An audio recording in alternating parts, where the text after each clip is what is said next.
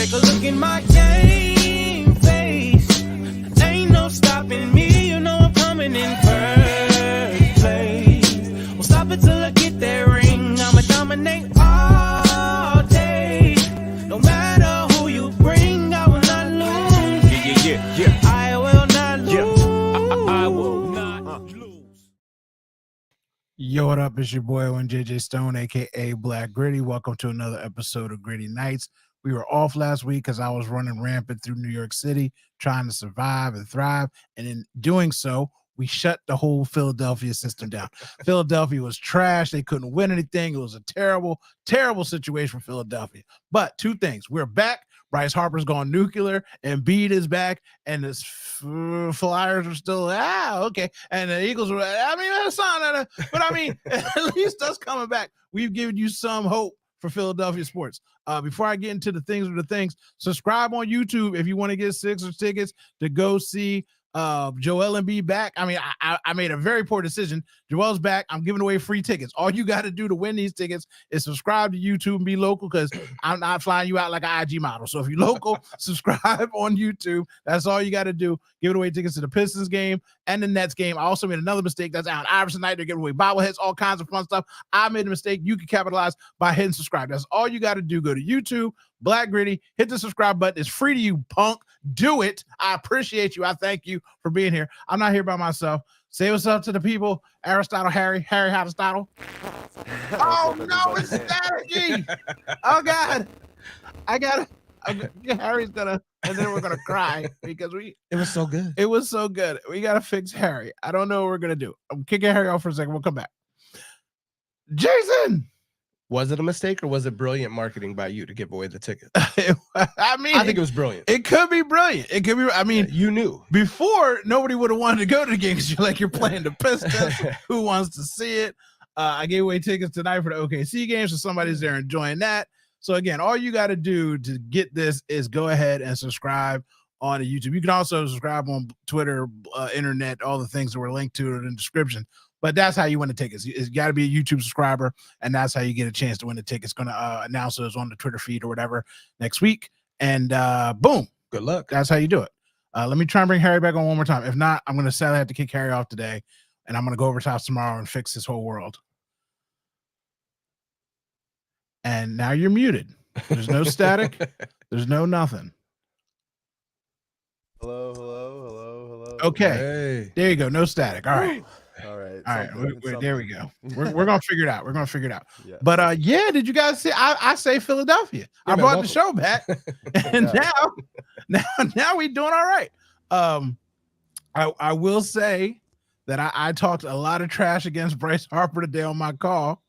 And I apologize, Bryce. I apologize. I said, how you gonna ask for extension and then come out here and go 0 for 92?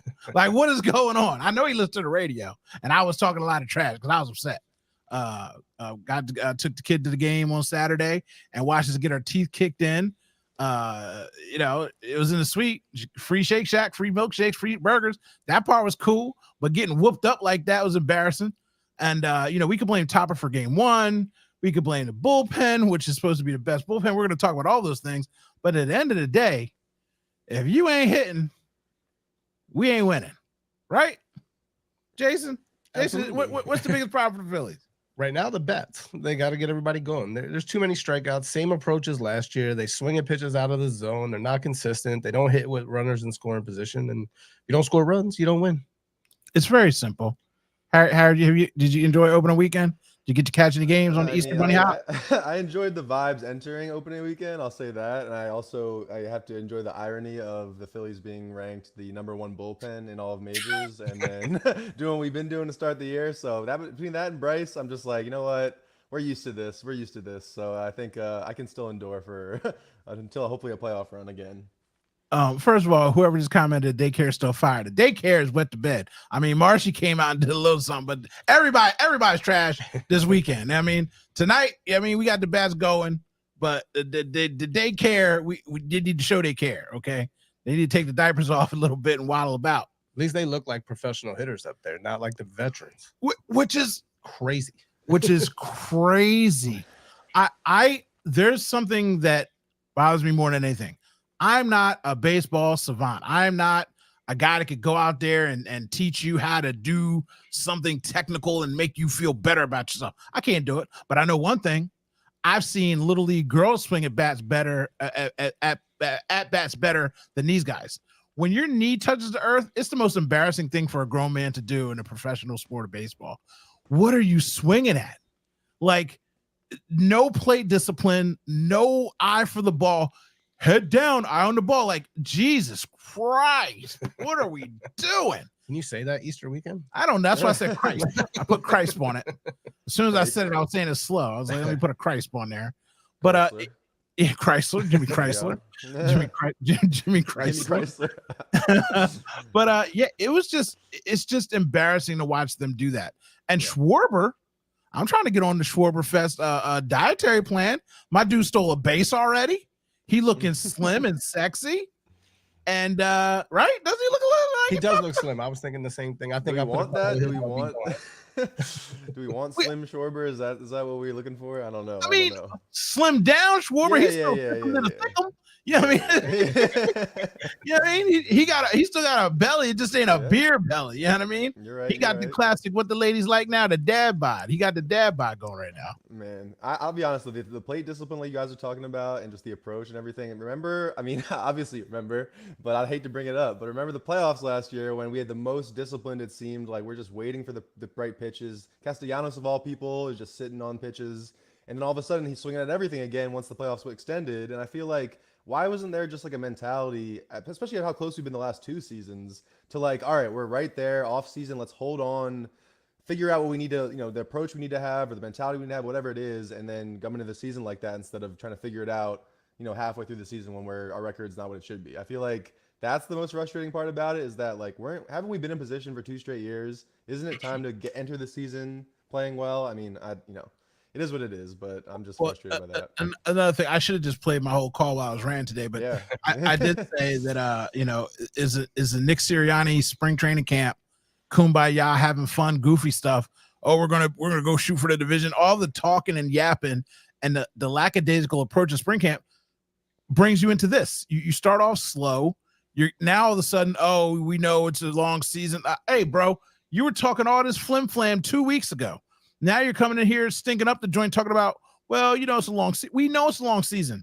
We also know we don't want to see you performing the same way that you performed last year when you let us down. And I know it's cold. I know it's rainy. I know it's damp. I know it's wet. I know it's hard to hit in this kind of weather. But when another team puts up 11 on you, they're hitting the ball. Like, I mean, so if it was 2-0 or 3-1 or something like that, I'm like, man, ain't nobody hitting. But when people are running up runs on you left and right, hey, we got a problem. Part of it's pitching, but the bats ain't batting. So again, Bryce, you heard what I said. You want that extension? Well, ask me. You went 0 for 92. Now Bryce is gonna be like, yo, bro, I'm at like 500 right now. I done fixed that everything. I went 100 at bat tonight. So it's nice to see them do that. Also, it sucks, guys. It's the Reds. What do we think the Reds are going to be? Like a 500 team this year? Maybe something like that. They're young, they're up and coming, but they're still not good yet. No, so a little sub 500, close to 500, and that's them pushing it for themselves to potentially get to 500. Right. And I'm putting that 500 on the fact that I love Ella De La Cruz. He's so fun to watch. Man, he is. People keep talking about trade for Trout. I'd give up the whole world to get that kid on my team, and I know that he's not going to help us do anything. Fun. Oh, he'd be so fun. Yeah. He's hitting cyclones. He's hitting tornadoes. They're making up new stuff. Hurricane De La Cruz out here. 100 miles an hour from shortstop. That shit's always great. That's always great. God, he is just fun to watch. He is fun for the sport of baseball, and I love watching him. So if we could get him on the team, that'd be great. But it's not going to happen. I'm just dreaming. But they're not a great team. And this month, we're not going to face a lot of great teams. This month is a gift from the gods to say, hey, you slow starting Scooby McDoos, would you like to take control of the division? Here it is. But then when you lose a game like you did yesterday, I'm like, come on, man. Like, we need these wins. We can't give those kind of wins away. I mean, give them away now, I guess. I mean, I feel like I've seen them give away those wins middle of the year, end of the year sometimes. Even the last couple of years, it's like it's ups and downs. And that's the baseball season, so as we know. But you always want to kind of start out with a little bit of a buffer of wins is always nice. But hey, I mean, hopefully this just lights a fire, and I know we have good dogs on the team, at least mentally. So at least Nick Castellanos will talk some shit, and maybe that'll make me feel that way anyway. I don't know. We'll see. They spent a lot of money, and they talked a lot of stuff, and I need them to go out and earn it. And you're absolutely right. It's not a terrible thing, but at the end of the day, I'm watching the Braves go out here and win games. So I'm watching the Yankees have a nice start. I'm watching the Brewers. You know what I mean? I got to watch Trout highlights every 3 seconds. Can I just remind everybody in Philadelphia that Mike Trout does not play for the Phillies? He's never going to play for the Phillies. And Reese Hoskins, thank you. I mean, I'll accept the Mets post commentary and all that stuff because we always hate the Mets. Fuck the Mets. I get that. Yep. But he's gone. And I don't care what he's doing, especially when he's out there going 4 for 5 at the plate. And I'm over here going 0 for 92, Bryce. I don't want to see Reese highlights, okay? I don't need it in my life, all right? Bryce giving up the body, jumping in the dugout like he does. They need to put a kiddie pool over there because that's not going to be the last time that he misjudges Superman hypes, bobbles into first base sideline. Like, people are like, oh, the Phillies need to protect him. Like, he needs to protect himself. Right. Just let that ball fall. Who cares? Yeah, let it go. Again, it's the second game of the year. Now, at the same time as Philadelphia, we'll complain about people hustling. But they said they're raising the fence. They said they're raising it. So whatever that means, I don't know. Oh, okay. They're going to restore. They said they're raising. That is a little bit lower over there than the dugout kind of actual fence. So, but again, I've seen Bryce fall over the dugout fence too. So it's definitely a little bit of a mental decision that has to be made there. Yeah, kiddie pool, like a trampoline maybe to help him bounce back. Maybe a ball. They got the grates there because the camera's there, so it's lifted. Yeah. So the real problem is that when he hits that, it sounds way worse than it is because they got the microphones right there, so it's like that clang. Like it sounds like a goddamn cartoon. Looks like is it the XFL? What's the indoor league? I saw some highlights the other day of dudes catching touchdowns and just doing the same thing as Bryce. Yeah. It reminded me of that for sure. But the Phillies they're hopefully they're gonna get back on track, and all the sayings you say, it's a long season. Yeah. But the bullpen, who you said it earlier, and I saw that the Stevie Wonder vote on the best bullpen in baseball. Like where? I'm struggling to see who's the closer? Right. They don't even have a closer. Yeah. I don't know. And the person I think should be a closer, it seems like Topper doesn't like him or trust him. Like, I believe that it should be Hoffman. I would be okay with that if they experimented with that early. Him or Alvarado, but Alvarado can't seem to be the guy that shuts it down late because he walks too many people. Yeah, he walks too many people. So I just don't understand what they meant about the bullpen. Yeah. And so, I guess that'll be enough. You know what kills me about the Phillies real quick before we switch up? Yeah. When people say, oh, it's just one game, it's early. I'm like, but it's the same mistakes I saw last year. It's the same mistakes I saw the year before. So it's not one game. It's 3 seasons worth of the same bullshit. Yeah, and it's not just one game because it's the same approach at bat. Nothing's different. It's the same thing. Like, okay, so Trey won't go 2 months without hitting. Oh, that's fine. Right. But why is he still swinging at air? Right. Like, why is he swinging at nothing? Schwarber's still not going to hit well till June. And Schwarber's batting 275 right now with no walks. So he's out here. If Schwarber's doing his job, he's like, yo, I lost weight. I'm out here looking slim. I done stole a base.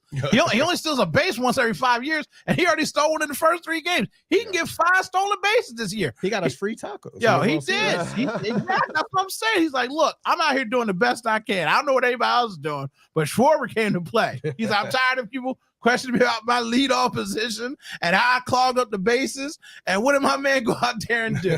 He stole. That'd be great if he had like 20 stolen bases at the end of the season. You know what's funny? I was trying to do the math on that or what I thought would occur with that. I was like, man, if he had 10 stolen bases, that'd be wild. That'd be wild. Like you said, 20 would be nuclear. Yeah. He's on if track. He had 10, he's MVP. He gets 20. Oh man, look, I tell you what, 10. He's getting 10. 10 would be a great number. I mean, 10. Sexy Schwarber boy, I'm about to put on a t-shirt. It would be sad if he just actually witnessed him just gain the weight back throughout the year and then just like, I don't know why I just put that out there, but I just like, I mean, that is how things go down. That's what I'm saying. I think maybe that's what I'm thinking is going to happen. But I saw you said it earlier on your post about this when it was like, fire the hitting coach. I mean, at this point, I don't understand like how, like, again, these are professional athletes. They're playing baseball their whole lives. If you have a good coach, it shouldn't be hard to motivate these guys or get them the reps they need or whatever it is, or just at least have a meeting about the approach. Like have a meeting about the damn approach and just be the coach, be the leader of the team. So for me, it's like I just, again, I know it's baseball and golf. Guys can be elite their whole lives and still have ebbs and flows of the swing being off. I get it. But it's about the approach, like we keep talking about. So I mean, I would, I'm already ready to. I know it's classic Philly shit to want to fire the coach already, but Right. I'm done with it. I'd say this to that statement. Why I say it and why I bring it up all the time is that 5, as Jason said, the older veterans, all 5 of them have the same swing at the bat, except for Bryce. Bryce kind of gets in the zone. He's a timing hitter, but everybody else is like, what are you swinging at? Number one, you just watched somebody get walked with 4 balls. Why are you swinging at the first pitch that goes into the dirt? Right. You don't even have mental capability to hold on the first pitch. Yeah. You don't even have a coach to say, hey, bro, he's walked 3 people. Don't swing at the first pitch. Right. That's old school baseball. That's old school baseball. Guy walks multiple people, just don't swing, period. And somebody said to me, like, oh, they're professionals. You not say it to them. Well, for God's sake, if they keep doing it, someone needs to say it to them. Yeah. Someone needs to get in their ear. I'm trying to put this up on the screen so I stop yelling about the Phillies so we can get talking about the Eagles. So, at them. Yeah, well, this page you can see right now is green, that's not, but it's not Eagles. Philly green. Oh, you fooled me also, I'll be honest. It is the Jets. So I told you guys who they were going to bring back. The Jets are really excited. You're right. Our guy right here. Just wanted to say not as big a smile as when he's posting about Philly. To getting out there in front of you guys and balling. What's up, Jets fan? He doesn't look happy in his press conference. I could tell he looked like he was business friendly, but he was not happy, and it's annoying to me. It makes me look at that picture. Oh man, they picked a funny picture. That's a pretty that's a frown almost. Yeah, like I said, he's gonna do his job. He's talking the talk, but he wanted to be in Philly. Oh, yeah. Good, man. He wanted to get paid.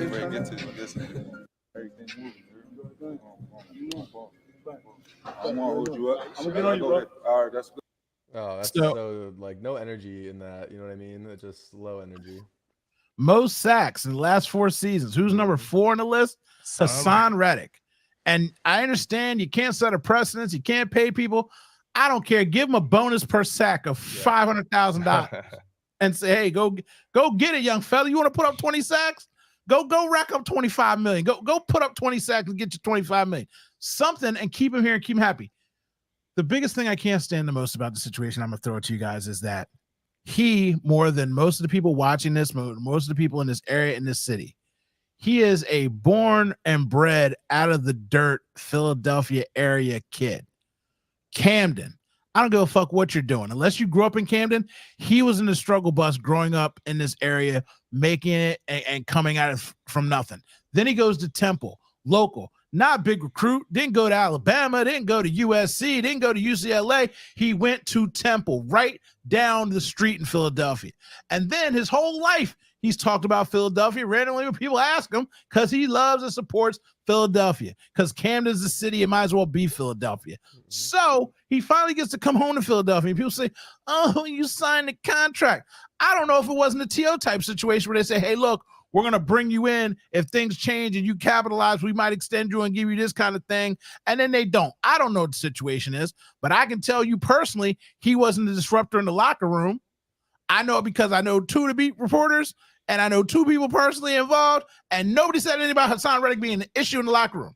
And that's with him wanting his money, wanting to get paid. He played on a broken finger, broken thumb with a cast on for 3 games, still put up double-digit sacks, and now people want to come out and say, he needs to under contract, he's greedy, he don't care about Philly. He cares more about Philly than most of you ever will in your whole entire lives. And yes, he wanted to get paid. He deserved to get paid. He earned his money. He has great value, and it sucks that we're in this situation. It sucks. Jason? It does suck. I didn't want him to go. I told you that before when we talked about it. I thought they would bring Sweat back over him, but I didn't necessarily want Reddick to not be an Eagle. The weirdest thing about the trade is the Jets didn't give him an extension and a raise. Yeah. So if he wasn't going to get an extension and a raise, which I mistakenly thought happened, right? Like, then I don't quite understand the deal. For what they got back for him, that's just like, that's what you're going to get back for a guy that's 29, almost 30. Unfortunately, production based or not, you're just not going to get that much back. Well, that's okay. Let's talk about that real quick. Before I get to you, Harry. a 3rd round pick in 3037, the year of our Lord, when we take over Mars. That's what we got, Harry. A 3037 3rd round pick for a guy who, if he doesn't sign the extension with you, we have to give them back a conditional pick. No, we don't give them conditional pick. They'll get one. They'll just get Yes, one. they do. When they get one, it's still a pick. They get a pick back. They could get one. Like I said, if they don't sign him to an extension, they get a pick. Right. That's what I heard too. So that depends on how many free agents you sign, but most likely they get a pick. Right. I don't care about none of that. I'm keeping it super simple. Don't be trying to question me. 30, If he don't super sign an extension with them, they get a pick. And I'm just mad about that. So, Harry, are you happy with this pick in 3037? No, I mean, and then again, you could explain it a way to make in a way to make it even more miserable, which is that like essentially the Jets are giving up nothing. They're just getting a Hassan Reddick 1-year rental at worst. At best, he like has more production. They re-sign him. They have a great pass rusher for multiple years. At worst, they get their pick back. Basically, I mean that's like how I look at it. So I mean, I feel like for us, this hurts. I mean, it kind of.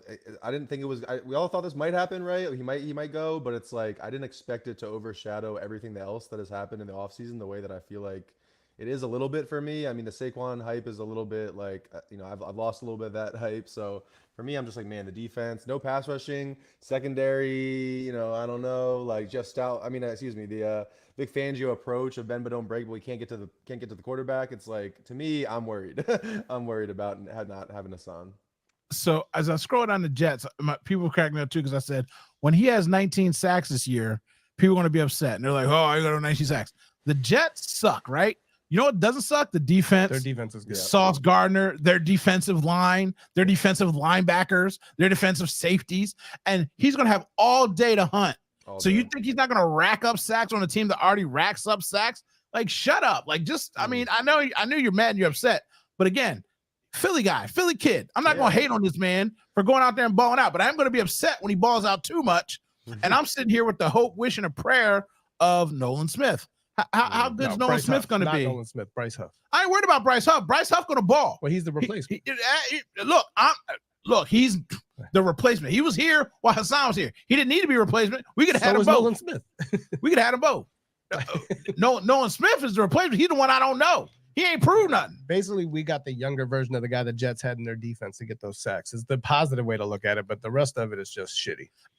And the Jets is just in the same situation. They didn't want to pay the young guy because they have an elite defense that they pay a lot of money to. And I fully understand that. But they're also better at drafting defense, coaching defense, and building defense. So bringing Hassan in is only going to help them because he's already ready-made. Huff, I have what you said, I have no worries about Huff. Huff's going to come in here and ball out as long as everybody does their job. My question mark is all these young guys that we got to worry about with Howie drafting. Yeah. All these Bulldogs. Yeah. You know the other reason I'm not worried about it? Why? Because it's the goddamn Jets. Again, I'm not worried about the Jets. Jets they're in the AFC. I ain't got to see the Jets. That doesn't matter. What matters is my frustration, anger, and sadness at Harry Rotisserie Roseman messing up this deal. Because he could have sent him somewhere earlier without holding on to him and got a 3rd round pick from somebody else. I'm sure somebody else offered that, but he didn't want that. And he held on too long. And then you play your cards and you sign Huff, and everybody's like, well, I'm not going to give you that much anymore because now you're racked up. But if he don't want to be there, what am I going to give you? So you end up with a 2026 3rd round pick? Yeah. Ew. Yeah. I mean, honestly, I will say you've been talking about Hassan's been representing himself and Philadelphia by proxy like so well in the way he's been going out and the way he even like kind of said he wanted to stay here. Like we talked about in the last episode, he just was like, hey, like almost hindering his own leverage with the team by saying he wanted to stay here. I just feel like he's been all class, and that makes it even sadder in a way because he does represent Philly so much. I hear it in his voice when he talks. Like you can tell he's from the area. Like it's sad to see someone like that homegrown leave, especially when they still have production left. But again, I'm gonna pray that the draft goes well in some way and we get some special pieces. Well, in your sadness, I want to bring you Chalk Dog, white chocolate. You sunk my battleship. Blankenship got an extension. Jason, you hype? No, it's okay. I gotta do a little more this year. What's up, Bird fans? This is Reed Blankenship here. Just signed my 1-year extension. I'm so excited for the season begin, and we're gonna get it this year. Go Birds! What's up, Bird fans? This is Reed Blankenship here. let me tell you something. I'm not racist. I do the show to white people. My daughter is half Caucasian. You know what I mean? If I am a racist, I'm fighting my racism very well. I'm trying to change people. I'm trying to change. I'm doing the best to invite all Caucasians in my life. So when I say certain things, it almost feels racist. But so there's been a lot of hubbub this week about the Eagles going after that white cornerback from Iowa. And Cooper DeJean. I'm so sick of Iowa from Caitlin Clark. Yeah. There's all this Caucasian greatness swooning down upon me from the great state of Iowa. It's getting on my nerves. These Hawks is out here swooping. I don't want to sound racist, but I can't have my whole safety unit be Caucasian. I don't know if I can survive. Hey, he's a corner, DeJean. They were talking about moving somewhere else. I'm like, if he a corner, let him be a corner. He cannot be a safety. That is too much flash out there on the field. You know what I'm saying? A lot white guys stand out there. You know what I'm saying? They be hunting them. You know what I mean? Nope, check. Woo, boy, yeah. Like I said, I don't want to sound racist, but I'm just like, yeah, I don't think they've ever been established yet. The white secondary players. It's like there's a certain change potentially happening where that's possible, right? We're seeing it's possible, but in terms of like me believing that everyone coming out of college can do it, I mean, I don't know. I'm still have to see it. We're back up in the secondary. We're coming back. Oh man, it's been a while. That one helmet's probably I was gonna say back then. That one comedian, he was like, back in the day, you still got someone, yeah, see, that's old Satchel Paige out there.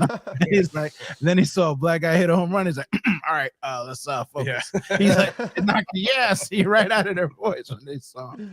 You know what I mean? So it's funny how the turns have tabled and the tables have turned. Yes. Back in the day, it was like, I can't see no chocolate monkey out there on no defense. I can't stand it. I tell you what, Cecil McMichelson is the best safety that ever lived on God's green earth. And nobody named Jackie McCoon is going to come in here as far as and take his knows, position. Well, my favorite thing is when people don't like watch the show, they'll listen to it. Yeah. And like if they read my name was Owen and people come to me thinking I'm white, that's my favorite thing. We're like, you don't like black people. I'm like, I am black. I'm just joking. It's a voice. But anywho, but yeah, I don't want to be against him because he's Caucasian. I just don't think I need the Eagles to go that route. I do want them to. They're going to go offensive line, right? In the first round. Like I know we're talking all this crazy stuff. The only intriguing thing that I saw that if he fell, you got to take the best player available, quote unquote situation. If Bauer was there at the first round pick, would you take Bauer? That'd be crazy, right? Oh, the tight end from Georgia. For anybody that is not sure who that is, thank you for the clarification. I'm sorry, I'm being crazy in my mind. I mean, they already have all those offensive weapons. If you add another guy, he'd be basically their slot receiver with how athletic he is as the second tight end. That would be a wild offensive list of weapons. Kellen Moore with a 2 tight end set. Yeah. He only had that 1 year with Ezekiel Elliott, and that was when he put himself on the map. Yeah. They were running at will, throwing at will. You couldn't stop them from walking up and down the field on offense. And that's when their defense was terrible before they started drafting. I think it was like the year before they drafted Micah Parsons, stuff like that. But like he had what's his name that was still healthy at tight end, and they could just do whatever they wanted out of that formation. So if we had that, it would be great. It's also something that in all the mocks and things that you hear, it's not out of the realm of possibility of what the Eagles like to do. The Eagles love to have a tight end under contract who's great, but they might not want to re-sign him because he's at the end of his age. Yeah. So you get that rookie tight end, let him run through his rookie year, then you give him the contract to extend him to the end of his prime. They let Ertz go like that, and I feel like they'd easily let Goddard go, but Goddard still got enough juice in him that you could trade something nice for him if you did not want to re-sign him if you got Bauer. They get like a fourth in 2030. Yeah. Shut up. 30, I'm mad. 30, still. Don't do that. Don't try to be funny. See? Anger. Hey, I'll take him. Yeah, Obviously. so, right.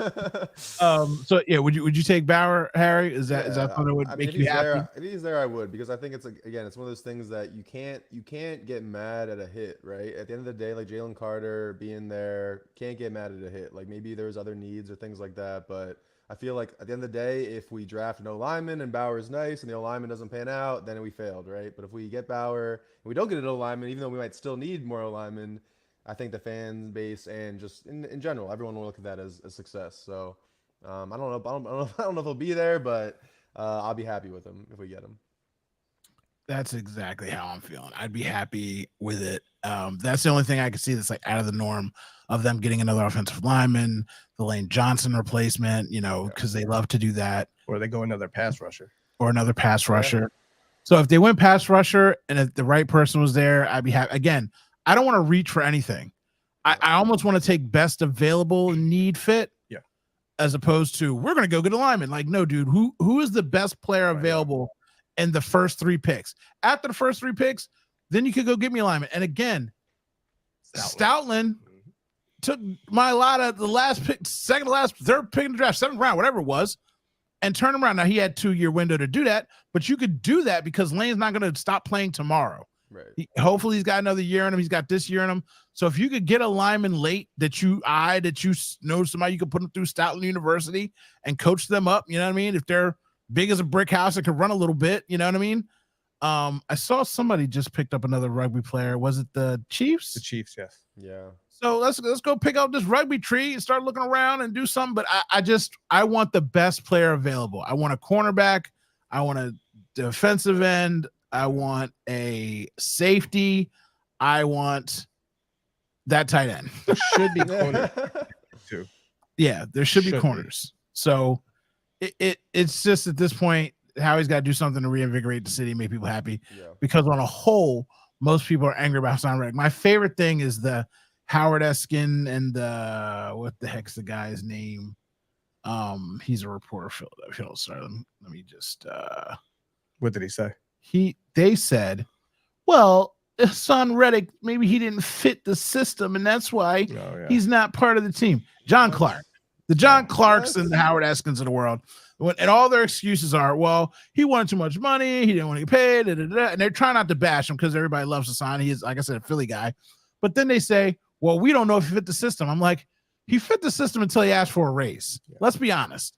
You don't get rid of your best defensive player who doesn't fit a system. Yeah. He fits every system. He's your best player. Your talent, man. You make your system fit who you have. Yeah. So don't get rid of playmakers. Exactly. So that excuse is just something that's like a bootlicking. Oh, we're home for the home rooting team, and it's just annoying to me. The Eagles cut those checks. Hey, I mean, they got they don't to the media though. They cut those permits. That's what it is. You get to go in there and have access. That's what it was. You want the access. They ain't cutting the checks. They got the access though. Yep. So I don't know if you guys heard, but tonight, Joel Embiid came back on the floor for the 76ers. They're currently losing to the OKC Thunder 94-87. And Joel Embiid has 16 points. Oh, team being led by Oubre and Tobias Harris. Who? Tobias Harris. I saw April Fool's joke about Toby getting an extension. I was like, God, it was like cheap enough that I thought I was like, what? And then I remember what day it was, but damn. Sports April Fool's Day is the absolute worst. The worst. Like certain things happen. I didn't believe it. Like the Chiefs signed Carson Wentz. I'm like, that wasn't real.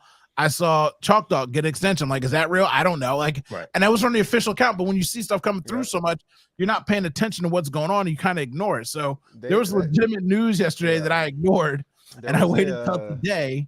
Yeah, sorry. To verify. A crazy like UFC thing that was recirculating because it happened on April 1st, like several years ago. But it was Tony Ferguson and Khabib Nurmagomedov. That if anyone knows about MMA, they know about those two.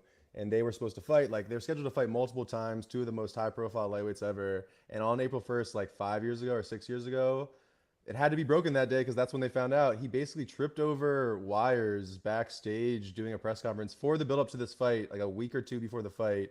just tore everything in his leg, and people were tweeting it out like breaking news, Tony Ferguson, and they were like afterwards being like, I promise you, I wouldn't even do that on April Fool's. Yeah. Like I would never do that. This is true and heartbreaking. And again, we're getting to that stage where next year there's gonna be AI videos that I'm gonna be like, I'm gonna believe nothing basically on April Fools for the rest of my life. I tried to just stay off. So You know what we need everyone to do? Every time they read news, just treat it like it's April Fool's and just take a day and figure out if it's real. Yeah, exactly. Make that your life motto. No, for real. The way that news circulates, you're right. That should be every day, like for real.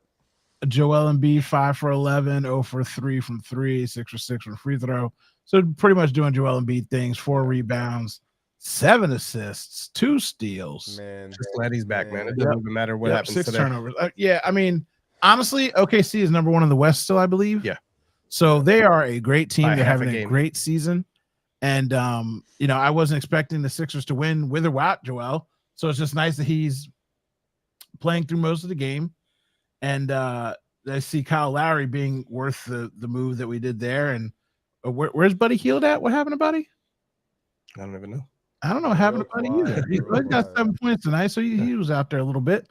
But the biggest thing in Joel's absence is for all the people that want to move on from Joel and trade Joel Embiid, did you watch basketball for the last month?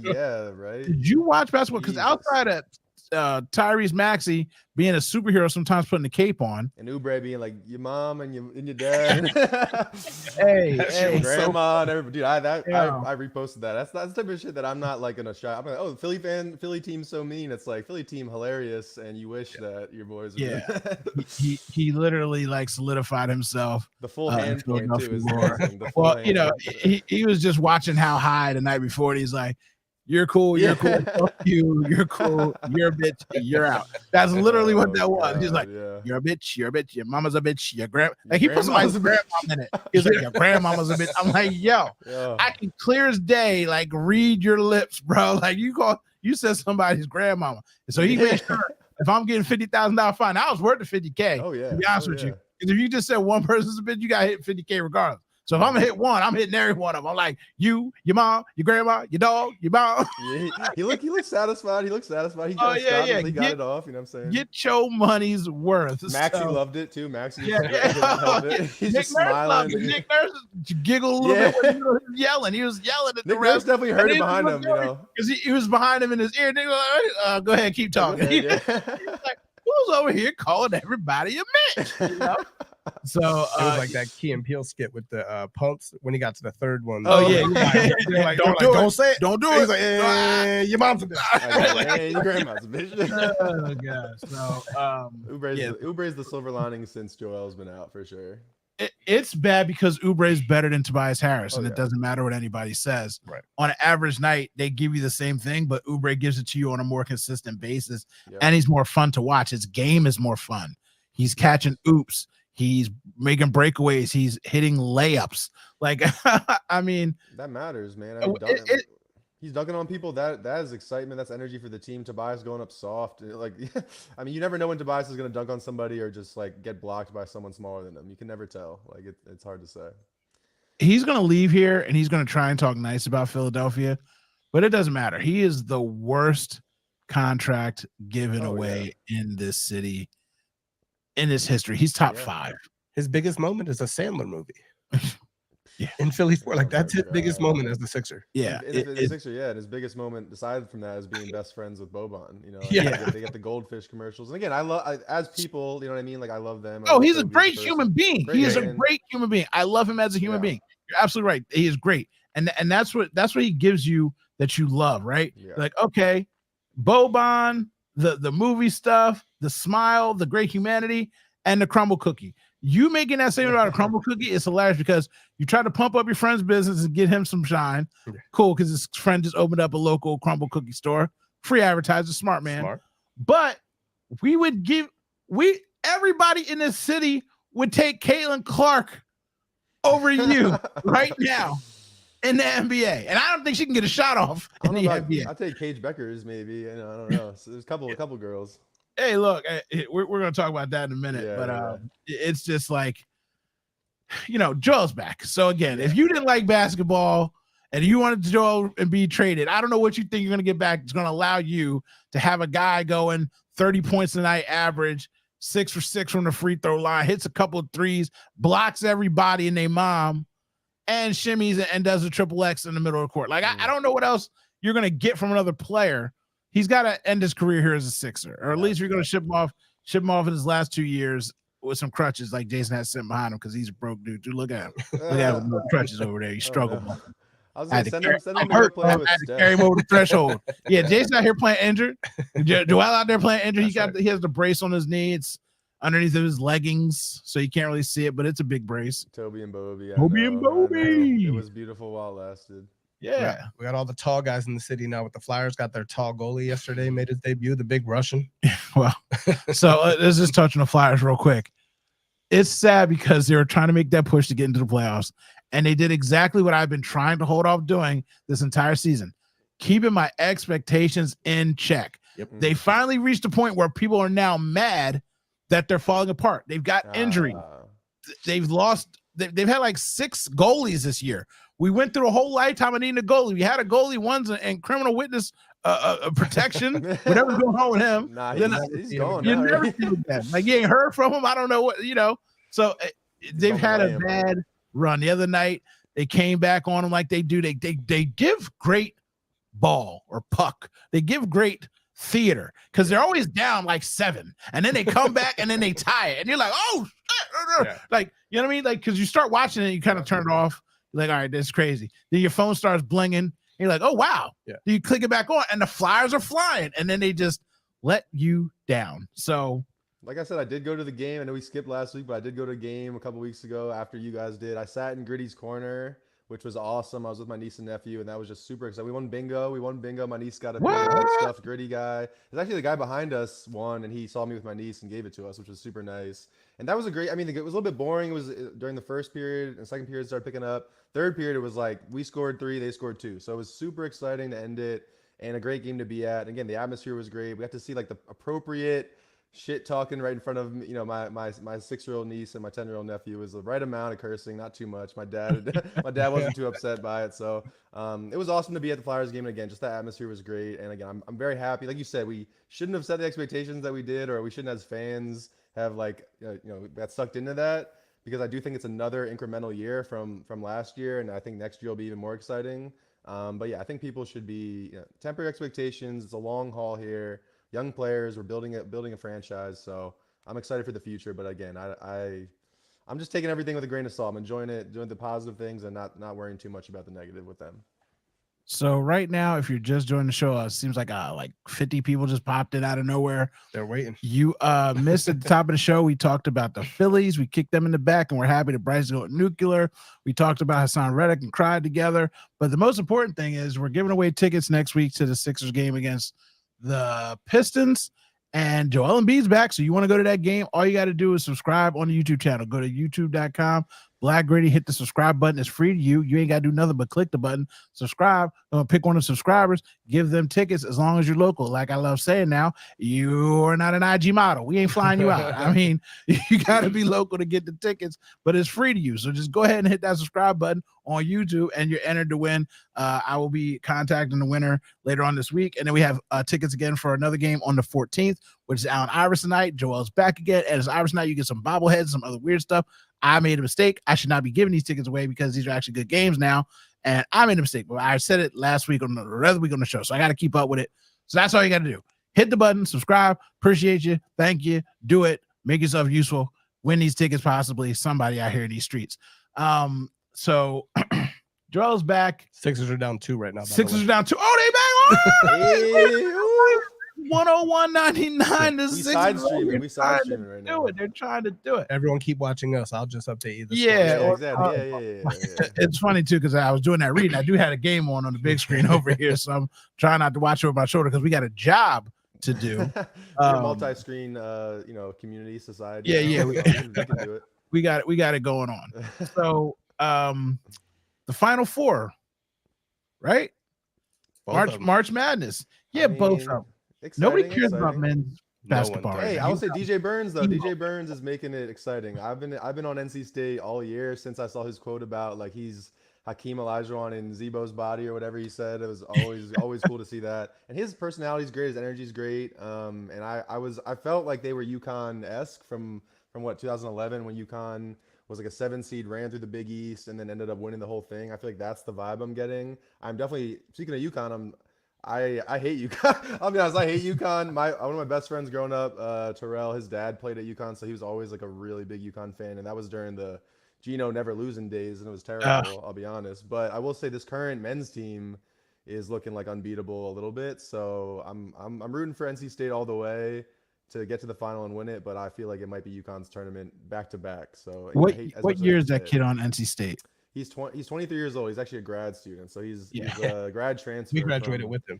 He went to I was gonna say, he went to Tennessee. I think he redshirted, and then he ended up going to some smaller school, and then he transferred to NC State. So I'm all on the DJ Burns bandwagon. So real quick before I get right back into that, Elliot Shore Park said they should have. People should play college for 10 years. They should never get out of college. They should just stay there and collect. I was like, dude, it's already bad enough we got 7-year seniors now. Like Angel Reese talking about, I don't know if I'm going to go to the WNBA, and Clark, I don't know if I'm going to be. Dude, you've already stayed longer than you're supposed to. And granted, most of them are because of a COVID year, so I get it. But nobody cares about men's basketball. And yes, you're right. NC State is a cute story. As a fat black man, I love seeing a Thunder bus wiggle and jiggle on down the court and put it on somebody and make moves and knock Duke nice, out. Baby. He's nice. Yeah. Hey, look. Hey, remind me of your boy out there on the court. You know what I mean? At the rec center. You know what I mean? Belly bumping with the best. Like, somebody got to move. Yeah. But real quick though, for the men's one, UConn. Did you see what they did against Illinois the other night? Was it 30 to run? I've never seen that in my life. Crazy. In a high school game, I haven't seen that. Crazy.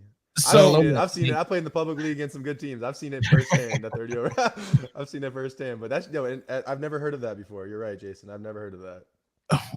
Embarrassing. I'm blanking on her name. WNBA basketball player in high school. She scored 100 points in her first half. Yeah. Oh, no, Lisa Leslie. No, it was Lisa Leslie. Yeah, 16 minutes. 16 minutes, 100 points. I don't know if it was a 30-0 run, but I'm pretty sure I'm feeling like it was at least a 45, 50-0 run. I said I never saw it. Oh, yeah. I know. I'm just saying.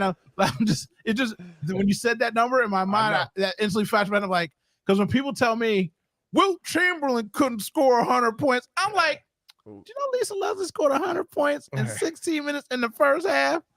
It can happen. it can happen. You know what I mean? It can happen. Wilt's high school records were also crazy if people don't understand. So anyway, but no, I also love that Lisa Leslie number because every time they show that that figure or that graphic of her, it's always like whatever she looked like in high school, which is like she had her hair done and just like really just cute young woman and just like 101 points in 16 minutes. Like, oh damn, okay. She looked like she was out of an LL Cool J music video that you think of like he's rocking the bells. Like it just feels like quintessential 80s, like just like colorful velour suits and it's that. I know the picture you're talking about is funny. But so again, don't really care about no men. No. And the reason is the Cracksman, everybody keeps saying, I don't hear anybody saying this, but it's because of the one and dones and everybody going to the pros. No shit, Sherlock. Like everyone said that. And they're like, oh, it's also because of the portal. The portal really has nothing to do with it. No. What you should be doing in the portal is what Kentucky, what's his name? Calipari? Calipari started saying, hey, well, maybe I need to go in the portal and bring in a senior or two. Yeah. Maybe I don't start 5 rookies. Maybe I get a transfer in every once in a while. I get a couple of these older dudes. Like, because again, it's literally men versus children. You got 23-year-old seniors going up against just turned 18-year-old boys. And it matters. I don't even know how old Zach Edey is. And they might be the best. They are top. They're all American. They Mr. McDonald's. They got all the accolades. But you ain't never went up against no grown man with hair on his chest that ain't shaved in 3 days. You know DJ Burns, baby. DJ Burns, baby. That's what I'm saying. So but nobody care about the man. Nobody care about him at all. So it's all about the ladies. Highest viewed game in WNBA, NBA, all kinds of history. They broke all the Women's They records. combine all the records now. That's what they do. Jesus And that Christ. game was fun. And the game was fun. It was good. Iowa beat LSU. LSU gave the game away.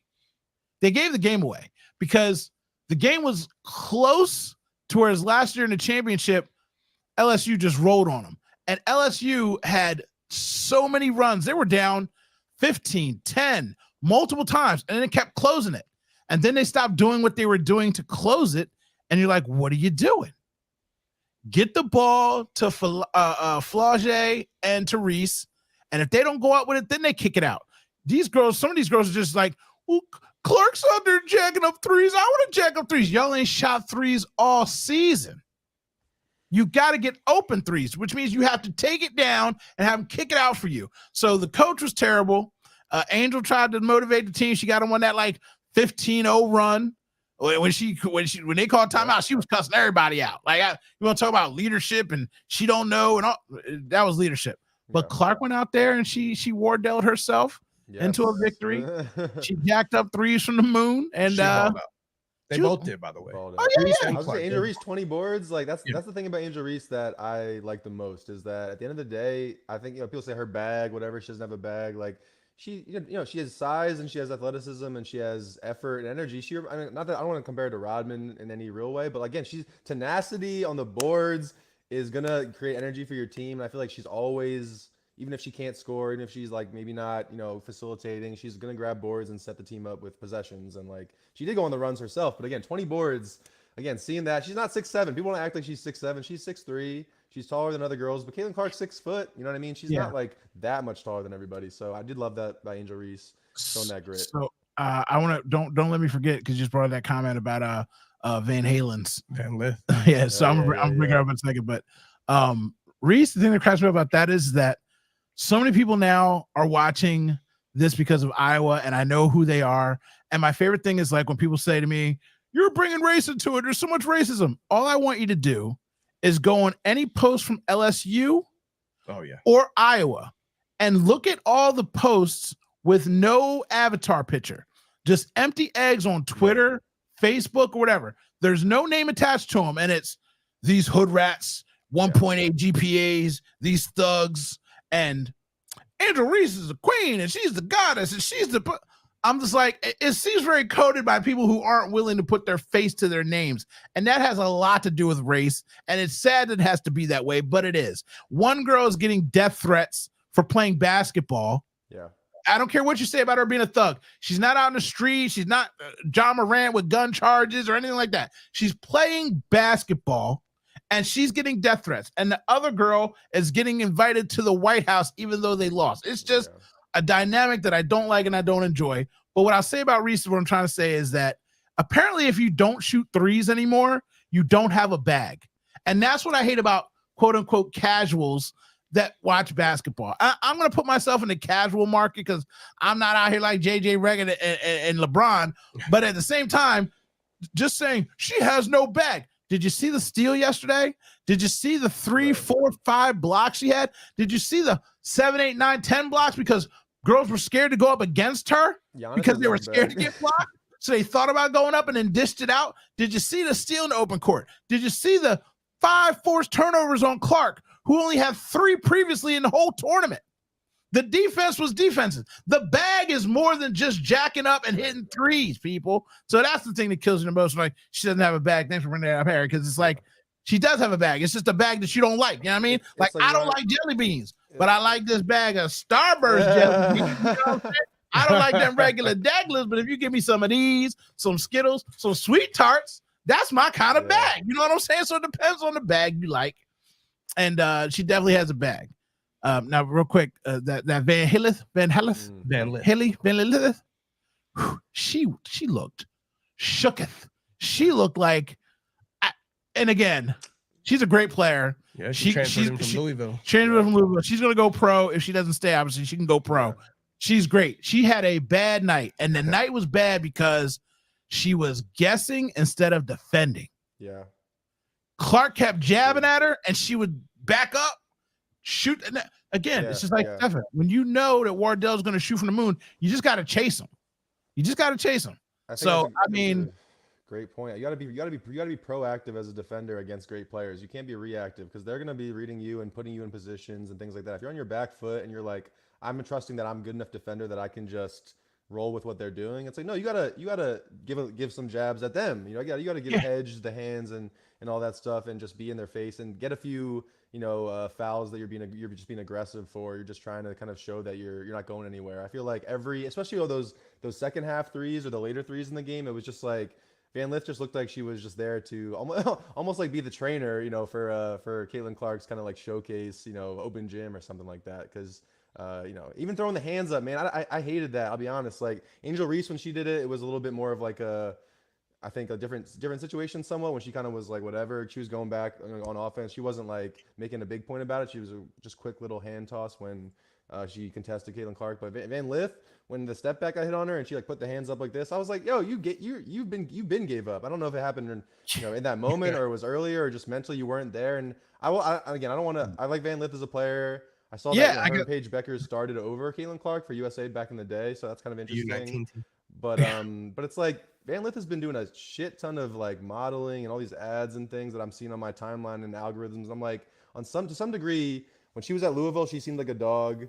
She seemed like she was carrying that team. She wanted to go to LSU to be with other dogs, and I feel like there's been a lack of that dog sort of vibe from her, at least in the recent games. So I don't know if it's popularity or what, but she didn't show up. She also got screwed over last night too. She shouldn't have been covering Clark. She's not even LSU's best defender. She's not. So it made no sense having her on there, and it cost her on the offensive end because she's chasing Clark all over the floor. And then whatever the hell they had her doing, going under every screen that Iowa set, letting Clark just get open threes, was one of the most insane things I've ever seen from a coach.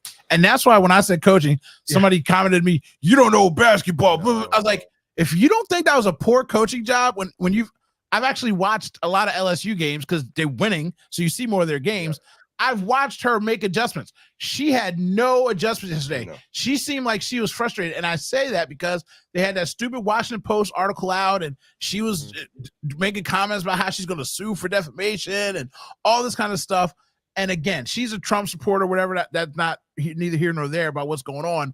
But she just seemed like she put a lot of extra pressure on these girls for this game that was going to be the most viewed game, that was going to be the most important game. This game was bigger than the championship game, let's be honest, because this is the matchup, the rematch everybody wanted to see. This is why everybody was upset the way the bracket was set up, because we knew that this match would potentially come outside of the Final Four, the way the brackets were set up. So most viewed ever, talented girls, great game, but LSU just shot themselves in the foot as far as I'm concerned, because their thought process was, well, we'll let Caitlin get off and we'll stop everybody else. Well, you didn't stop anybody else, and you let her get off because your defense was just porous because you had no plan. So that's what happens when you read the newspaper clippings and get upset before the game. Yeah, I don't like Kim Mulkey.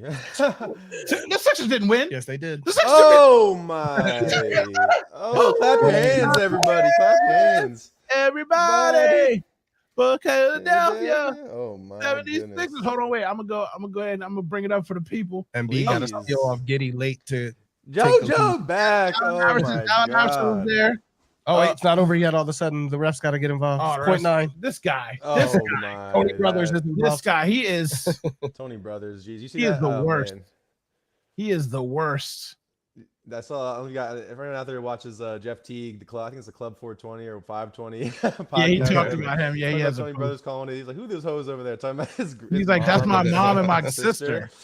I was like, "God damn." Oh, my bad. Like, nah, ain't your bad. And he's always just trying to be friendly. Then he'll just tee you up for for saying anything. I'm just like that's the vibe I get from Tony Brothers. So I'm not surprised. So we got 0.9 left. Tobias at the line, shooting free throws. This will be an electric comeback. Because when I brought it up, when we first started talking about them. Oh, he missed. They won. He missed. So yeah, they won 109, 105. So let's go to a website that I still own for the next couple months at least. And I know the song. Doing Ike Roll. Everybody from Philadelphia, 76ers.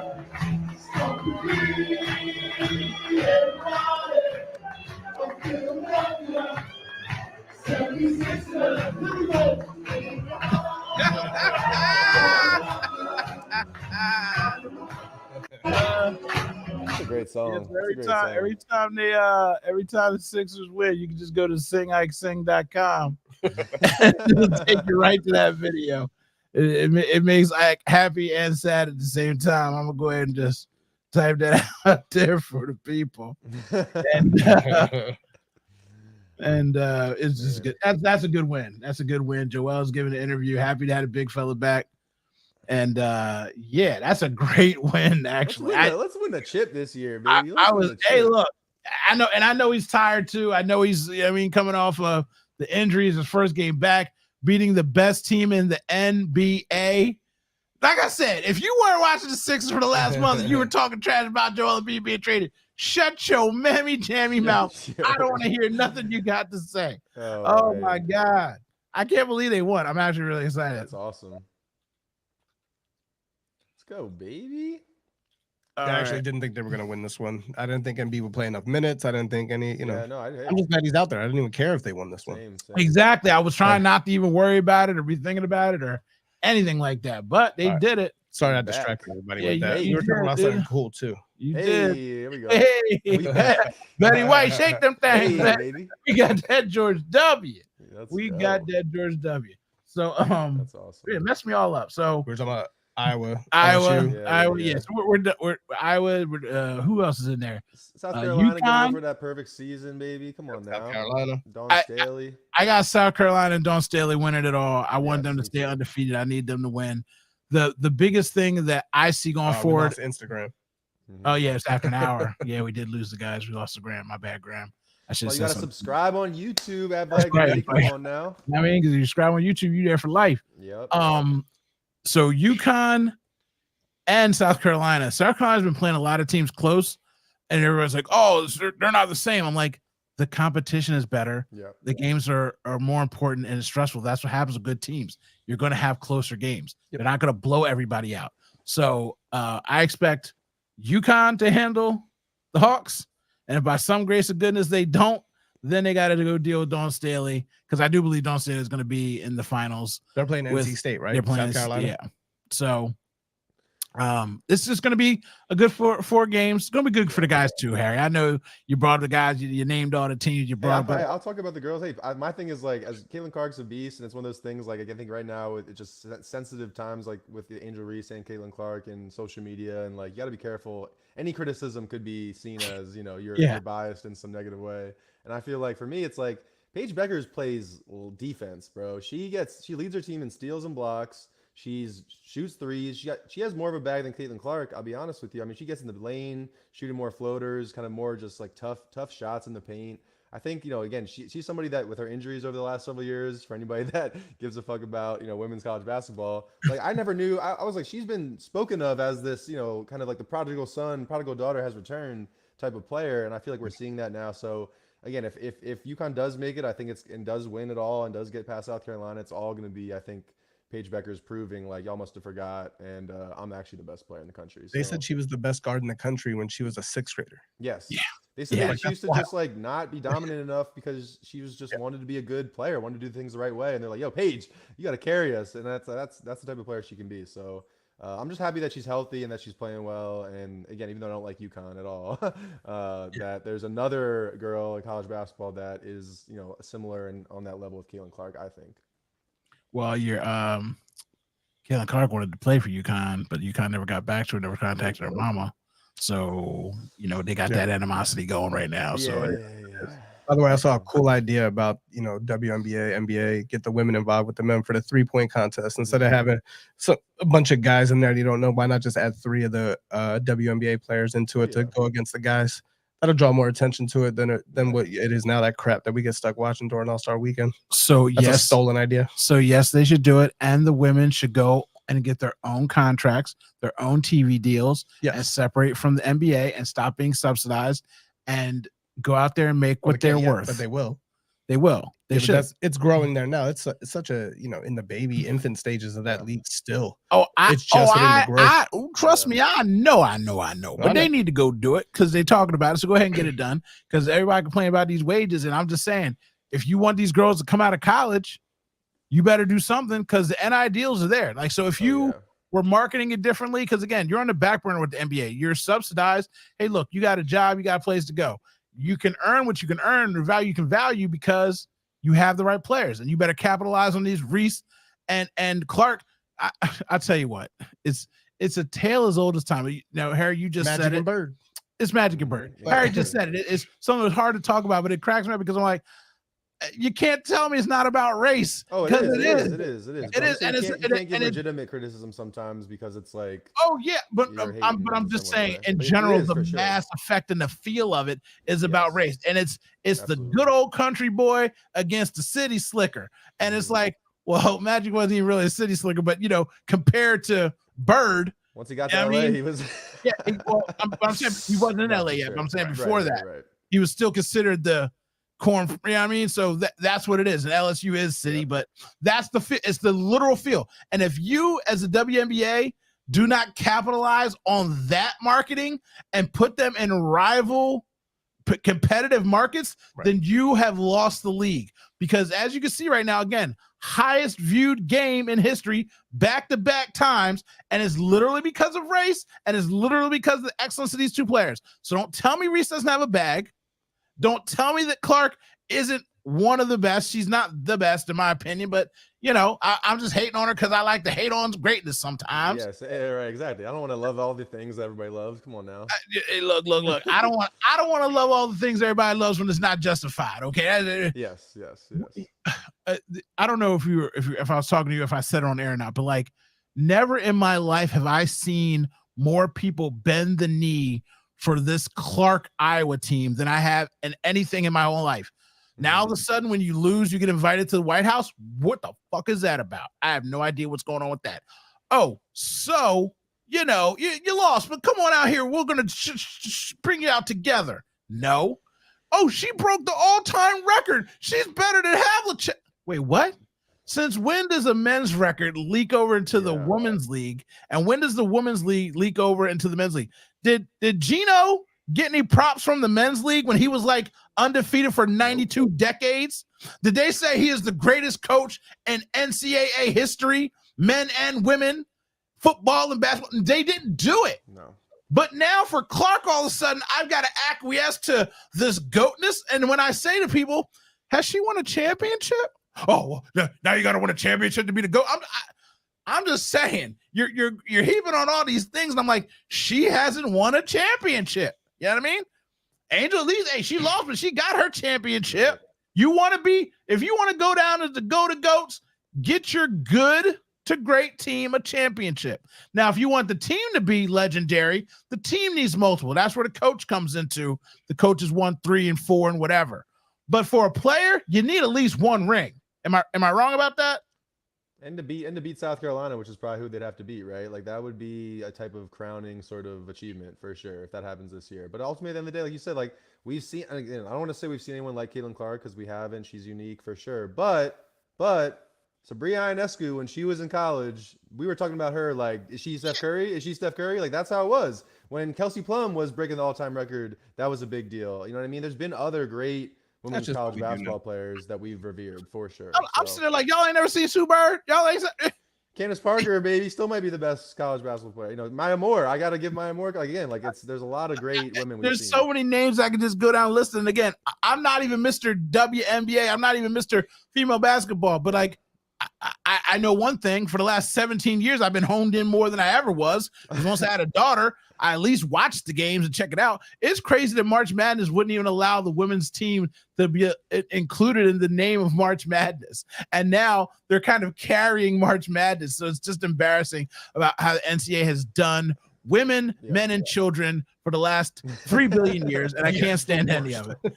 Also, I forgot to say that maybe the most clear GOAT case, Brandon Stewart won 4 straight national championships. Like she is untouchable pretty much as the GOAT of women's college basketball in some ways, unless you want to throw Cheryl Miller in there, of course. Cheryl Miller, but I'm saying is like when I say some people got 3 or 4 chips, they're like, oh, but so she's got to win it. But I'm saying.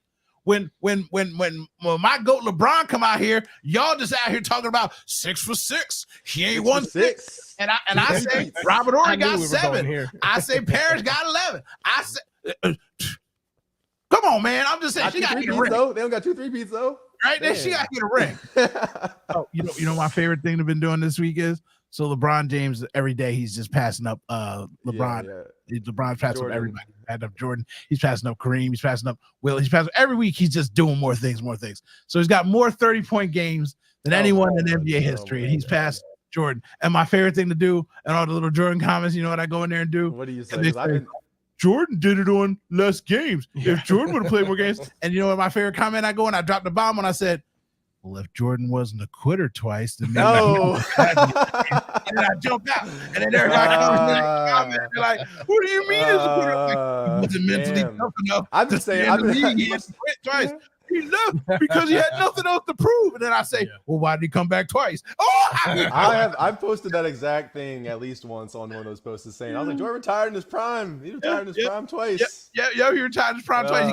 He quit twice because he's He a quitter. had nothing to prove. He's mentally no one to chase. Mentally no one to soft, chase. man. He was the original Otani with the gambling. Yeah, he was. Hey, Otani the go-to. We know that. MJ Otani. Babe Ruth out there on 97. I'm about to put that on a t-shirt. So, I love putting gas on that right now. I'm killing people in the comments with that one, boy. I was gonna say I didn't bring it up. I'm glad Joel's back because that's all the shit I've been seeing is fucking LeBron doing this and that. Like, all right, longevity, we get it. Every night LeBron doing something. You know what I mean? Like what? LeBron has slept with half of America's wives. What? I also saw another thing about LeBron recently that he like somebody's parties are the best parties out there. But I'm not gonna. Hey, look. A lot of people have that out there. Let me tell you something. I don't think he did shit, but that's not the best look right now. First of all, everybody and their mom has said about them parties. Everybody been at them parties. Okay. Don't put LeBron James in here with Puff Daddy because everybody. I didn't even say the name. Party like a Puff Daddy party because a Puff Daddy party don't stop. My favorite thing. Apparently, they should have. Hopefully, let's stop for LeBron. Hopefully, he went home early. He ain't got to look out for LeBron James. Ain't been in no scandal, no crap, no nothing. He is the cleanest. He left early at the Diddy party. You know what I mean? And tell you what, he ain't got no ladders getting up there to climb that mountain high enough. Did he? I know that fact. So the one thing I'll say about that is right now everybody's talking about Puff Daddy and canceling him. And I know this ain't the topic of our show, but if you don't watch that Darkest Whatever on HBO. Oh, the Nickelodeon thing? Oh, I'm banning Nickelodeon. I'm banning Disney. I'm not paying for none of that stuff. Disney Plus, it's a must. It's for free now. It's Disney free, not Disney Plus. This dude went there and did all these things to these children, all these little kid shows on Nickelodeon.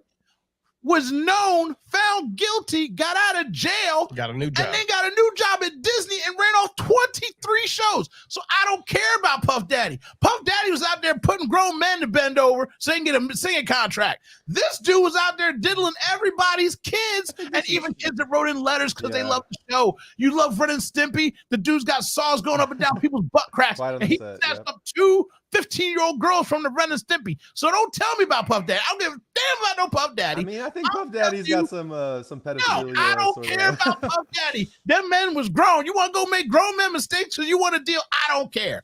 I'm talking about children. This dude was a convicted criminal of children, and he got to stay inside the community. Yep. You went from Nickelodeon to Disney. How sick is that?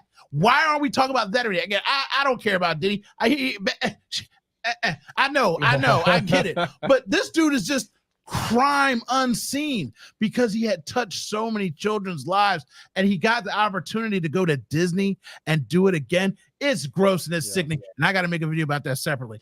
Last topic. Oh, yeah. We got an important topic to talk about still. We do. Caitlin Clark got over $5 million from the Big Three. I take that $5 million. I go play for 1 year. Oh, yeah. I take 1.5 mil. Then I go to the WNBA. So I saw somebody, I forget who it was. I would love to give credit. It was some mainstream person say what Caitlin Clark should do is now go back to them and say, I want $7.5 million and I want some equity in the Big Three and see what they say back. So I mean, hey, if she played for even a month, you know what I mean? They got the content out of her, that would blow the Big Three up for at least for a while. So she could do like Iverson when he played in the Big Three and just never show up to the games. Just shoot 4-point shots. They have 4-point shots, right? In the Big Three, just shoot 4-point shots all day. Get some big man to set a screen for you and shoot threes all day. I know Tony Allen. I saw him on the Paul Pierce show talking about she's not scoring on him. And I'll be honest, first team all defense. I don't know about Caitlin Clark scoring on that, but a lot of the people she could pull up. like I said, people are like, oh, she could help the Sixers out right now. I'm like, she gets swatted like I nobody. Yeah. They go over Toby. See, people keep saying that. I'm like, she's a little bit better than Crumble Cookie, but I mean, it's the NBA.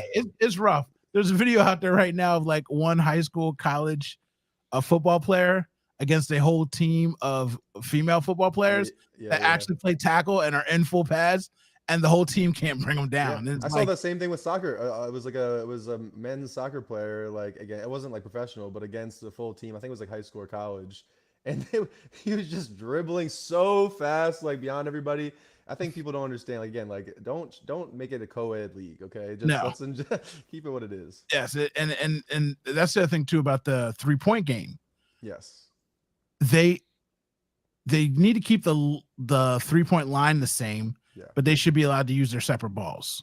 Yeah. Because a ball is a feel thing. You shoot with that over and over and over again. It'll be fun to watch either way. Yeah. So I mean, I'm taking that. They can shoot. The thing is, they're just not used to shooting over 6'7" to 7'1" people. So that's like a very big difference as well. So I think again, like they can shoot from deep and all that stuff. The range. We saw Ionescu balled out again. I'd love to see her back in it, next year. So I think Caitlin Carr is going to definitely be a part of NBA All-Star Weekend next year as well. So let's talk about our things. I got my Dalton, Florida. I knew it. My glass. So just do Roadhouse. We're Roadhouse 2024. Yeah, we all watched it, and let's see what this clip. I have a question.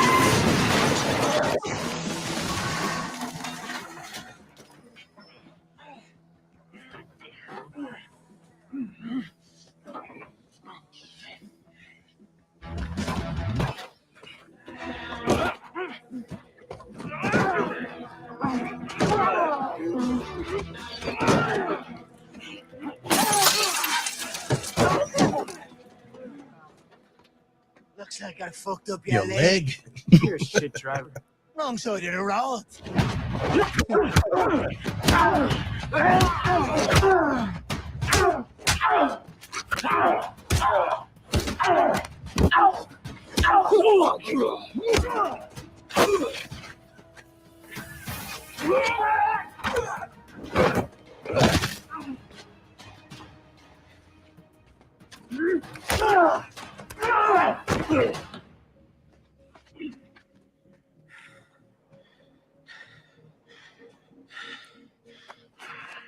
Go ahead, get jacked, Gyllenhaal. Get jacked.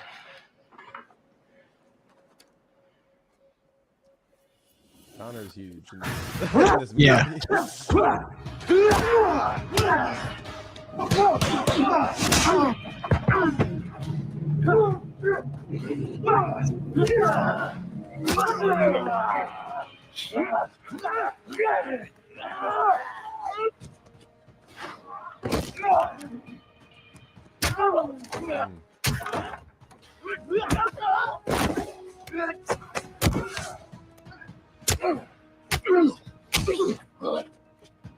So I'm gonna pause this right now. The action.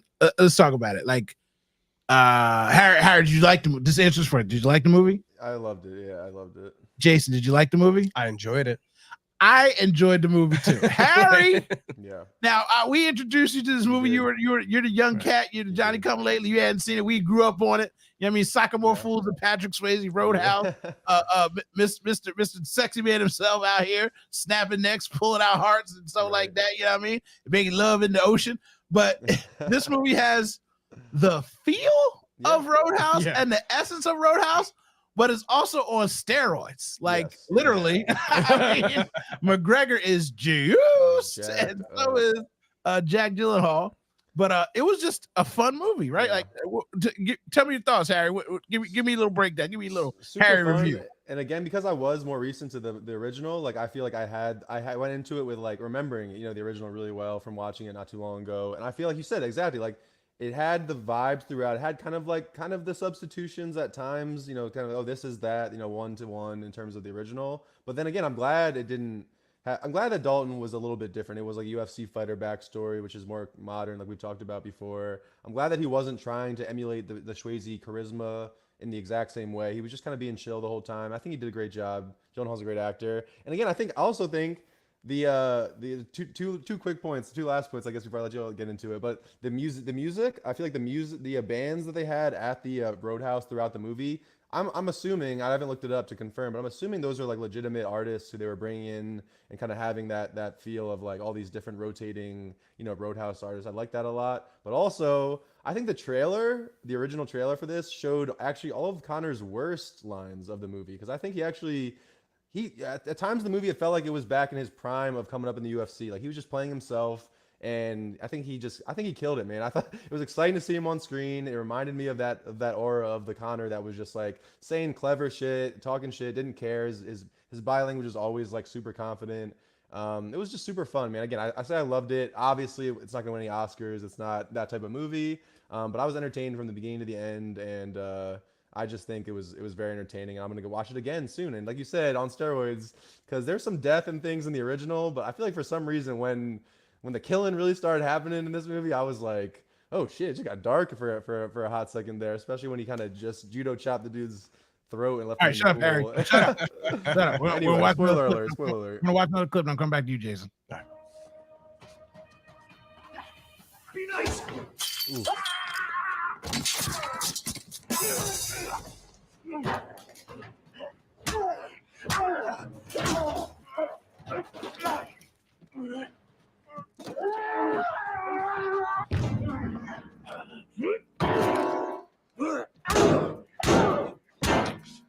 This piano's out of tune. Sounds pretty good to me.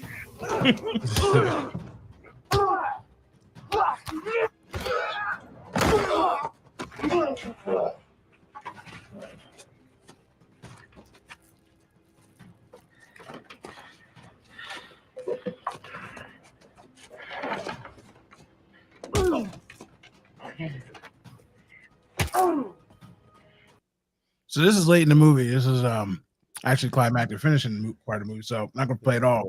Jason, give me your review. So I enjoyed the movie, but I just didn't quite get there compared to the original. Maybe in 10 years, you watch it a couple times and you find out all the little unintentional comedy moments in it, and then you figure out it is a cult classic, but it just missed in a couple of spots. The actress who played the doctor that was supposed to be Dalton's love interest, she was not great. Flat. They had flat. There was no chemistry between the two of them. Like Kate said in the comments, McGregor, I don't know if his coke dealer was in the movie or just on set every day, but it was pretty clear that he was pretty fired up for most every scene he was in.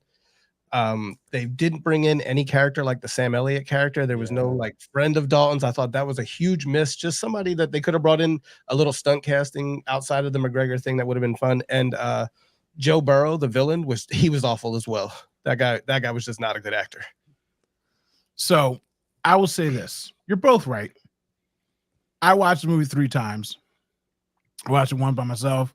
Then I watched it with I had my daughter and my one friend that I made watch the original Roadhouse over the summer. They watched it together and they were like, oh, it was intense. The thing about it is that I don't need it to be the old Roadhouse. I like all the changes. I like the fact that I felt like I was in Babylon and there was something in the water that was making everybody horny and want to break stuff over people's heads. Like, these fools are jumping from the rafters. Like, it was just on like Donkey Kong. You see one person smack another person and it made you want to smack somebody else. And I love that. I think like Arnold Schwarzenegger early in acting. He is trash. He's still a trash actor. Like a good neighbor. Stay Farm is dead. It's neighbor. That's what I said. Neighbor. And it's funny because it's just who he is. Yeah. And Conor McGregor being this way is how I need Conor McGregor to be in this kind of movie. I don't need any soliloquy. I don't need a speech. I need a coked out rage monster walking butt naked through the streets, beating up a grown man and taking his clothes off and saying, I'm coming down to South Florida to kick ass for you, some dude in jail that we don't even get to see who the actual father is. I guess they could keep that for Roadhouse 2 because Roadhouse 2 is coming. This thing was great. I enjoyed it. Again, for me, everything Jason said was right. Yeah. That's how you feel. But I take my feelings out of it and say 90s movies were trash. Oh, yeah. They were trash. And so this movie being trash is perfect. It was set in a different place. Like most people who were commenting to me were like, where was Roadhouse originally set? I'm like, it wasn't set with this kind of clear water. No. They was out there boning in some dirty ass water. I had to give me. He had to put a condom on in that creek they was in when they was boning. You know what I mean? This is some clear, crystal clear, bona fide sex water you can have out here. And you're right. There wasn't the connection with the father figure. The love interest was trash, but it also kept everything else moving. Where the CGI parts. There's a part where they try to run Dalton off the bridge. The truck, right? That was my god. That was good. You feel that part. Yeah, You're like, yo, you're just sitting there like la da da da. And you're like, whoa, like it. So this movie was great. It should have been in the movie theaters. It's better than a lot of movies I've seen in the theaters because I see everything. Yeah. So it was an A++. It was one of the greatest terrible movies I'm ever going to watch in my life. And that's perfect for it. Exactly. Perfect for it. I mean, when people were getting beat, when he was the him being like Patrick Swayze moments where I'm about to fuck you up, but I don't want to. Right. Those are the moments that it truly encapsulated what Swayze was doing. Swayze was a gentleman, and when he was trying to fluff dudes up, but then when it got down and gritty, he was gritty with it. And so he also said one of the lines that I've said in my life, and I'm not a gangster killer man, but there's a reason why I don't get angry. You know, people hear me rant about sports stuff like that. But Jason knows, like, it's rare that I get angry because when I get angry, it is a problem for me. Like I get rageaholic, you know what I mean? I might, belly flop some kid in the middle of the street. So I don't get mad too often. But when he gets mad, he goes off. And his little love interest gets scared. Like, look, what'd you think was gonna happen? What did you think was gonna happen? I just saved your life and you out here giving me an attitude. So it's a fun movie, guys. You can pick it apart for sure. Like Jason was saying, there's a lot of things that I'm like, I don't know where they're going with that. And also, like, they didn't even officially ever say or show that he killed that guy in the octagon. Like, I think that's implied, but there was never like a firm like that guy died after and this is the aftermath. It was just like kind of alluding to it and things like that. So I don't know, man. Like you said, I thought it was great. I enjoyed it. I'll watch Connor just act like that forever. And Roadhouse 2, we'll see. I think he'll probably get sucked back into it. Like you said about the theaters, like, man, that could have it broke Amazon's streaming record or whatever for like a release, but that on a big screen would have been cool to see. Yeah, I mean, it's like I said, just a fun movie, just a good movie. And I think that this shows too much of the end with this full clip. So I'm not going to play the rest of this clip just in case people haven't seen it. I don't want to spoil things for. I mean, you know how it goes. I mean, it's Roadhouse. So if you've seen Roadhouse, somebody died at this piece. You know what I mean? And you can guess who dies. You know what I'm saying? So just a fun movie, good times, and I enjoyed it. A lot of bad acting. I agree, Kate. I was even wondering about them implying the death in the UFC. I was like, that's never happened. I watched a lot of dudes get hit late. You know what I'm saying? A few shots. The ref was a little slow to get there, and then the dudes are fine. So I'm glad they didn't go too far. This is inside baseball, but I'm going to do it because some people need to learn their lesson. You need to leave the comments up on the screen longer. Again? In the time of me looking over and then him commenting on what she said, I can't read the comment. You're taking them down too quick. My bad. That you just too quick. People, not all of us know how to read. Some of us went to class. You know what I'm saying? Like some of us need sound it out in your mind. I need to ask for a second. You know what I mean? UFC. Like, come on, bro. When you put a comment up, you count to 10 in the back of your mind, okay? Sheesh.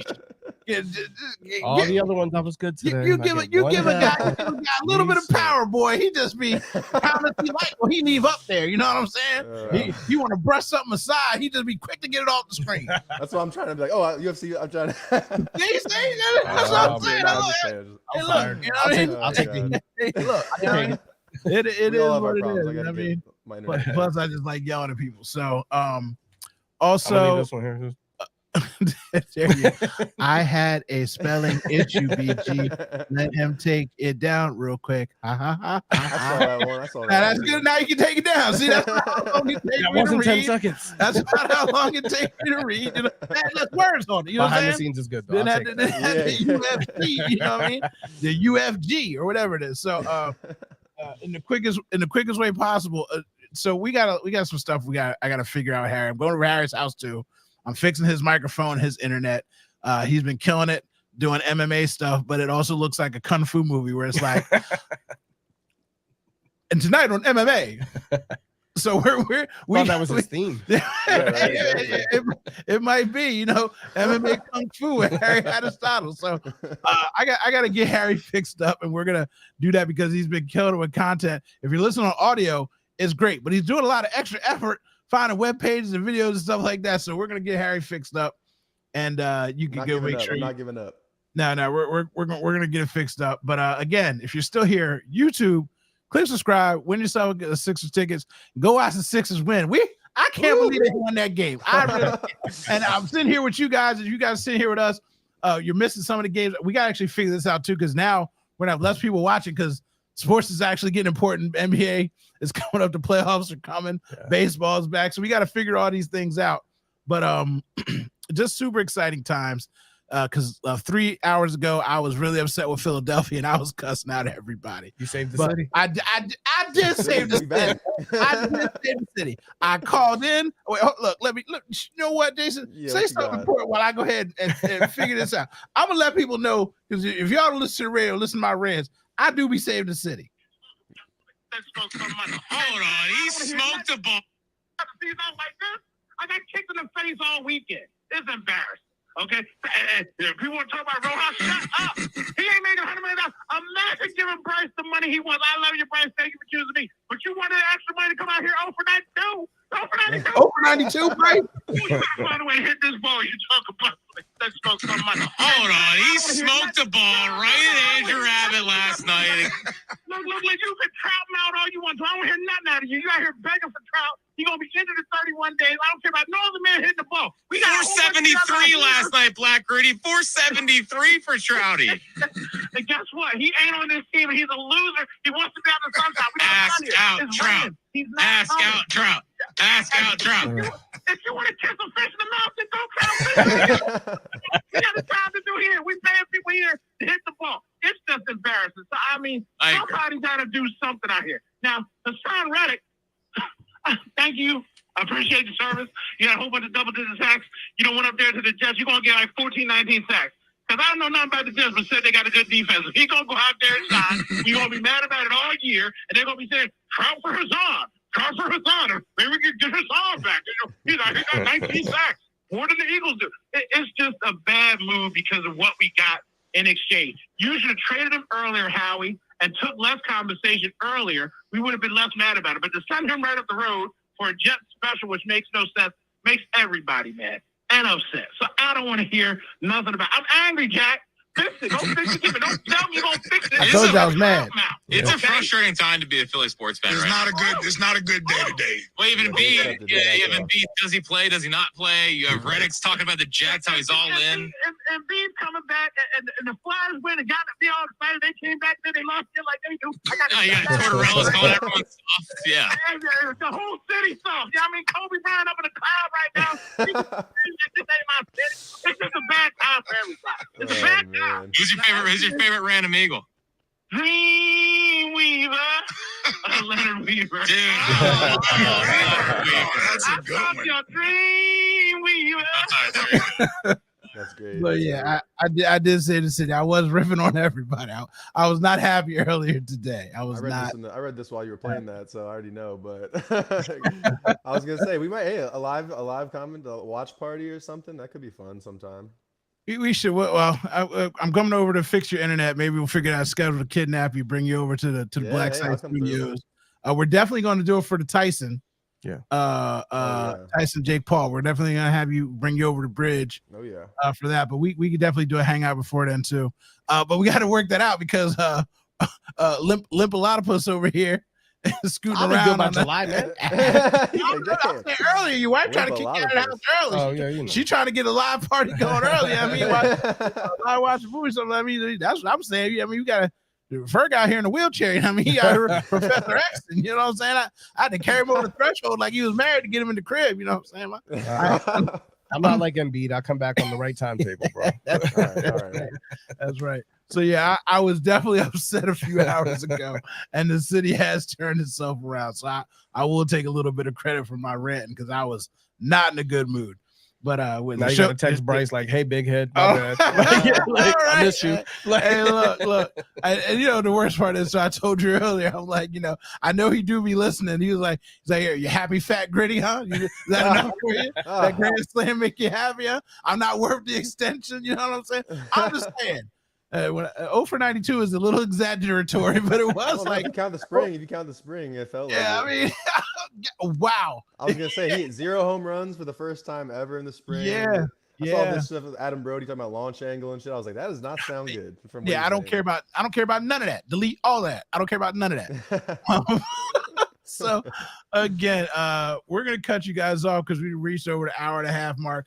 Go subscribe on YouTube if you want to get some of these tickets to the Pistons or to the Nets. And Simmons ain't playing, but Joel is, so that's something. And subscribe to us. Our links are in the comments section. Appreciate you guys watching and being here. And maybe we might add a little secondary show or something like that, because summertime's coming and we're going to start talking about random stuff like the fact that Michael Jordan is a quitter. I was waiting. And it's just sad that all his records are being broken. If only Michael Jordan, if only that Billy Goat could keep going up the mountain and didn't need to take breaks and go play baseball. Oh my God. Or if he was, you know what I mean? If he wasn't just addicted to the Shohei Ohtani lifestyle, he too could have had more of his little records. As I always like to say, that makes it more impressive. Hey, look, that's right. Oh man, have a fall guy. I got like 4 t-shirts. I got to go back and watch this show. Michael Jordan's interpreter. He would have never left. David Stern would have been the fall guy for Michael Jordan. That and it's crazy because no matter what anybody says, obviously he was coming under heat for gambling, so he had to leave just to quench that situation that was going on. Whether he's gambling on games or not, I'm not going to say that he was betting on games. He was just gambling too much. And at the time, it's not like it is now. Now it's like where you can say, how are you going to blame Shohei? Everybody gets to gamble. It's not fair to the people. Well, I say it's not fair for Shohei because we're watching guys in the NFL get suspended for $1,500. They're using a year of their lives. This guy's got 4.5 mil out there on the line, allegedly. I still don't know anything about what the truth is with that, to be honest. And you never will. Yeah, we never will. You're right. You probably never will. Because the MLB has no more integrity. There's no more integrity left in baseball. I don't hear anything about it, and I'm waiting for Congress to open up an investigation because that's the only way we're going to get that down to the bottom of it. Because again, your interpreter doesn't have access to a $4.5 million credit line. I'm sorry. Yeah, he doesn't. How is he doing that? Yeah. I mean, if 100% of his income would have been $500,000. Right. Nobody's going to give him a line of credit 5 times his availability of capital and cash. Yeah. Nobody. So it's just too much. And the fact that they're protecting him and guarding him and they let them get away with that contract and he doesn't play for the Phillies, it makes me sick. I mean, obviously he was on my team. I might a little bit, but I'm just saying, let Pete Rose in. They said his teammates didn't even know he had a girlfriend, and all of a sudden he's married. So it's like the way that he keeps the info quiet is really it's shocking. It's like James Bond shit. When you don't have an interpreter, you can't tell nobody nothing. I was going to tell y'all about my girl, but every time she was around, the interpreter wasn't. So what you want me to tell you? You know what I'm saying? So still it's the just goat. Still the goat. Still, Shohei, I don't know. He might. Yeah. Shohei ain't the goat. I was just about to say that. I know Jordan out here trying to hang on to relevance. You know what I mean? You better put out a Last Dance Part 2. He's hanging on longer than any other. And them boys coming to expose his ass. Thanks for watching. Go subscribe on YouTube. And if you're a Jordan fan, just know I'm here to hate on you. And have a good night, everybody. Harry's breaking up. I'll be better next week. Harry, break it up.